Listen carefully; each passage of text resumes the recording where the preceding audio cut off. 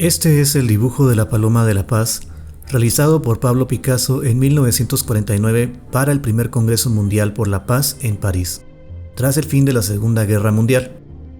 Debido a su gran éxito, también fue invitado a colaborar en posteriores ediciones.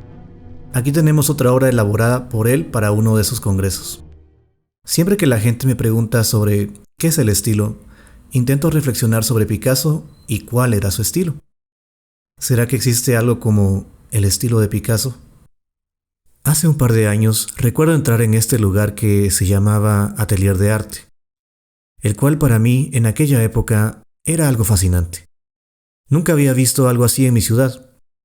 Hasta ese momento, en los distintos lugares en los que había podido recibir clases de arte o de tomar cursos de manera esporádica, siempre a los alumnos nos habían comentado que debíamos expresarnos, dejar fluir nuestra creatividad y que lo que más importaba era lo que podíamos crear a través de nuestra imaginación.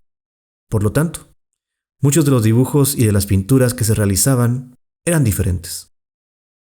Podría decirse que tenían un estilo diferente también, y eso era algo bueno, aunque después mucha gente lo utilizaba como excusa para no aprender anatomía, perspectiva, teoría del color, y decían que ese era su estilo. Al entrar en ese lugar llamado atelier, me di cuenta de que la mayor parte de los dibujos eran exactamente iguales. Me refiero a los dibujos de los alumnos, con pequeñas desviaciones. Digamos que en un 99,9%, todos los ejercicios presentados por los distintos alumnos eran exactamente iguales. Y así también debía ser el mío, si yo quería entrar, por supuesto, una copia exacta al original. En ese momento, eso fue algo que me voló la cabeza, pues jamás pensé que un dibujo o una pintura podría quedar exactamente igual una de otra.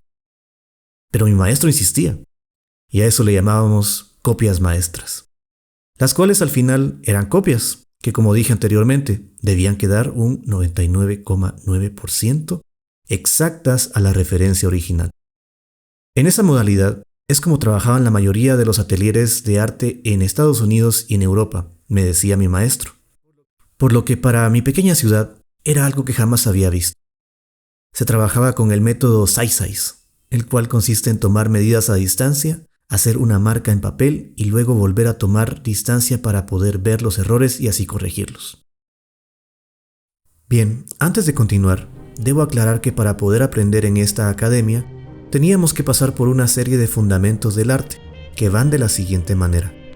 Solo los voy a enumerar y en un futuro video puedo explicarlos más a fondo. Siendo estos, número 1, proporción y colocación. Número 2, forma y construcción.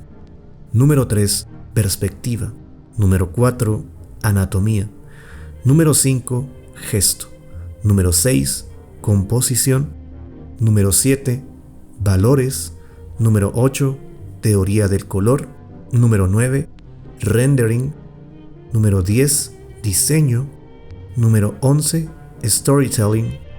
Número 12, experiencia de vida. Siendo la 12 la más importante y que probablemente necesite un solo video aparte para poder explicarlo. Habiendo numerado estos puntos, cabe aclarar que de ellos es que sale el estilo.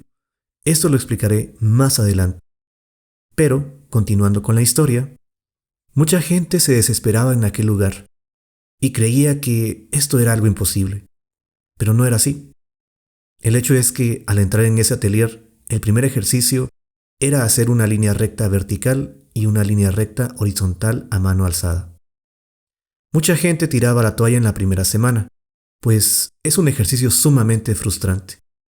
Y no les miento cuando les digo que había gente que se tardaba hasta un mes en lograr hacerlo.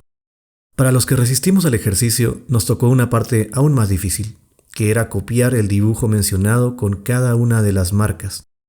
Como dije antes, debíamos hacerlo de manera casi idéntica al original, con un 99,9% de similitud, y sin tomar las medidas encima, sino siempre a distancia. Todo esto era para entrenar el ojo y la memoria muscular. ¿Por qué les doy este contexto? Bueno, Porque para poder aprender realismo académico, los alumnos se tardaban un promedio de entre 4 a 7 años, dependiendo de su progreso, claro está. Al final, nosotros como alumnos salíamos dibujando exactamente igual unos a otros, como diría un profesor de la universidad, con un conocimiento general que permitía una discusión entre los colegas. Para mí, esto era una carrera, aunque nunca recibí un título. Al cabo de un tiempo te das cuenta de que consejos como copia a este artista o toma ciertos detalles de este estilo, róbate un poco de esto o de lo otro, incluso haz una mezcla, en realidad no tienen mucha relevancia si no hay un fundamento académico detrás. Pero eso es lo interesante, porque una vez que aprendíamos todo, podíamos elegir qué no utilizar. Y, por ejemplo, alguien podía elegir utilizar su conocimiento del gesto y las proporciones y obviar la anatomía, para que el dibujo fuera más fluido. Otro ejemplo es que podría obviar el gesto y la perspectiva y utilizar solo el color y la forma, y la construcción para hacer una pieza. ¿A qué voy con todo esto? Podían limitarse de manera activa y básicamente decidir qué usar y qué no usar en sus trabajos. Estaban limitándose de manera consciente. ¿Por qué digo que el estilo es la limitación del conocimiento, sea consciente o inconsciente? Porque los artistas lo hacen todo el tiempo. No importa si han estudiado en una academia como en la que estuve, o lo hacen de forma intuitiva. Mucha gente utiliza el conocimiento que tiene para producir sus trabajos, y no es algo para demeritar las obras hechas por unos o por otros. Podrían conseguir una técnica increíble como la de Roberto Ferri, pero no por eso podemos demeritar los cuadros abstractos y totalmente fascinantes de Matt Rothko, uno de mis artistas favoritos. Podemos apreciar la dedicación y la obsesión con el detalle en los cuadros de Zdzisław Belsinski, y también apreciar las pinturas estridentes y llenas de mensajes de Jean-Michel Basquiat. Están utilizando diferentes fundamentos para producir sus obras. Están utilizando diferentes estilos. Y tampoco los estoy comparando, solo dando un ejemplo de diferentes formas de utilizar estos fundamentos. Cabe aclarar que tampoco estoy diciendo que estos artistas hayan estudiado en un atelier o en una academia formal.